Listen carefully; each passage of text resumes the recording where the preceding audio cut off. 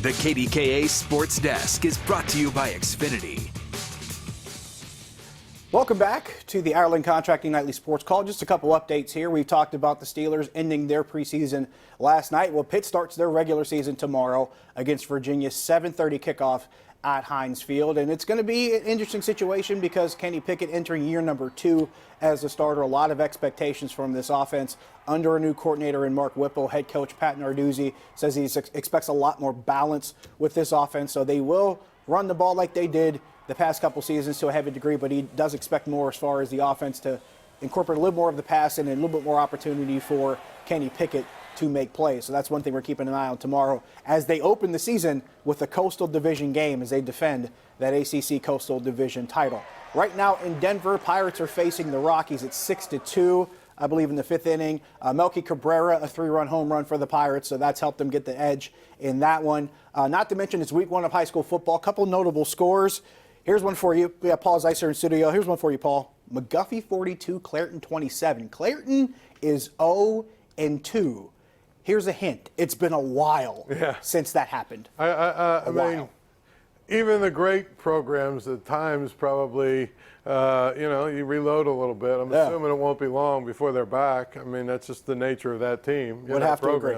You know, maybe they're young. I don't know anything about them. So maybe they're young. Maybe they, Agreed. Also, our Honda game of the week will have highlights of this game at 11. Peters Township beats Upper St. Clair 29-21. Knock beats Blackhawk 21-20. Moon beats Morris 36-14.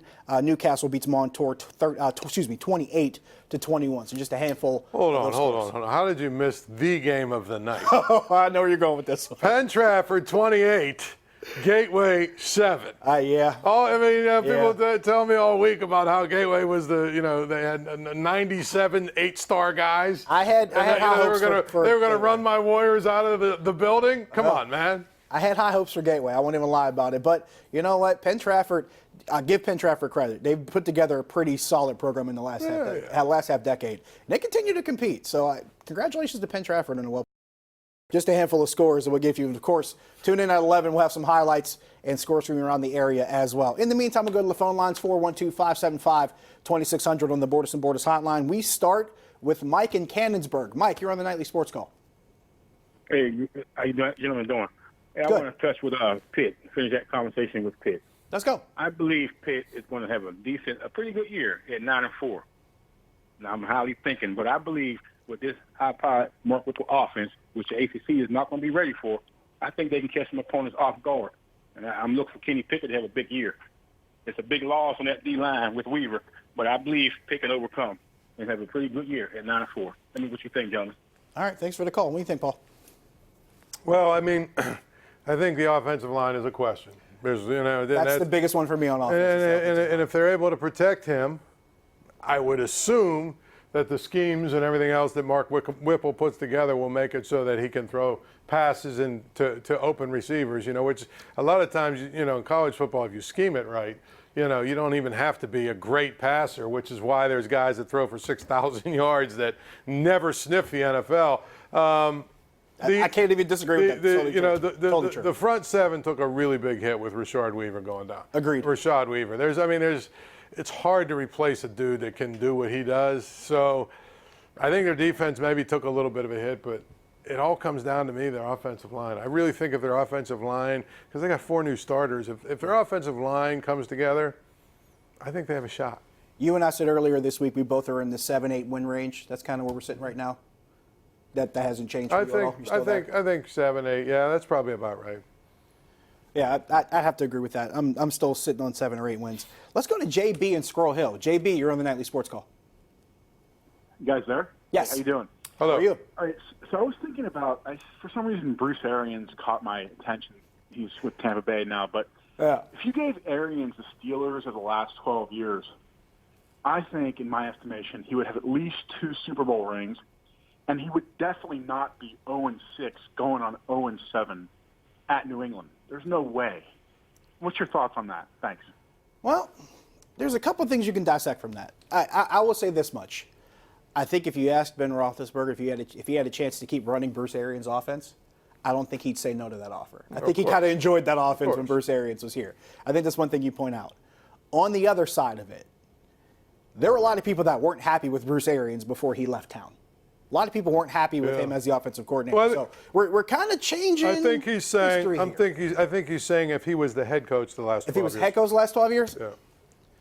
People weren't happy with him as the offensive coordinator. So but people we're trying to extrapolate people aren't that. happy with offensive coordinators. Period. This is true. People also aren't happy with coaches around the the way league. it goes. So, I think Bruce Arians is a good coach, but I think he's a good coach too. Let's not lose our minds. I would agree with that. I'm going to keep saying the same thing because when it comes to coaches, everybody wants to compare it to one guy. It's that guy and everybody else. It's Belichick, everybody else is here. That's pretty much it. So any other team is not going to be happy with what their coach is doing because they're not doing it with the same frequency that Belichick does. Mm-hmm. That's pretty much the reality of it all. Now, granted, there are some coaches that probably have gotten too many opportunities. The number 7 and 9 comes to mind. I keep thinking Jeff Fisher in the back of my mind. He probably got a chance too many. Yeah. But at the same time, there's some people who probably get unfairly judged by a standard that they're never 7 and 9. Remember the Jeff Fisher 7 and 9. Oh yeah, that was like the staple. Jeff Fisher was a 7 and 9 season. It's pretty much. Well, not just that. Remember the Hard Knocks where he was complaining to, one of his players was loafing or something. He's like, "That's what 7 and 9 teams do." Well, you would know, Jeff. You would definitely know. At least he's an expert on that topic. Exactly. Maybe that's what it is. Maybe that's what it is. Let's take a look at a tweet here from George. He says, I'd like the Steelers to find a way to keep Deontay Spencer. He's electrifying in the return game. And I don't disagree with that. I think the problem is, you mentioned it, it's a numbers game. They got to try to keep guys that can play the wide receiver position. And when it comes to playing the wide receiver spot, he's pretty much lower down in the bottom of that barrel. Yeah. I guess if you want to justify keeping him as your last receiver. Right. But boy, that makes a very crowded room, and now all of a sudden you look elsewhere on your roster, and you might have to be thin somewhere else. That's tough. I mean, they like to keep a guy who's got value both places if they can. Right. It's easier to look at one thing a guy does, but it's harder when you're looking at it versus everybody else that can do what that guy can't do.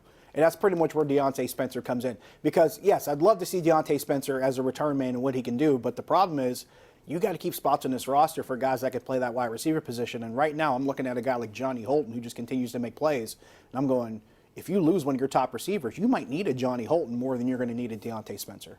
That's kind of where it boils down for me. That's kind of where I'm at. Yeah, I mean it's tough when you get down to those last couple of roster spots. It's really tough because you've got to look at balancing your roster, and you might like this guy better than this guy, but this guy over here is at a position where you're thin, and this guy can also kind of play special teams.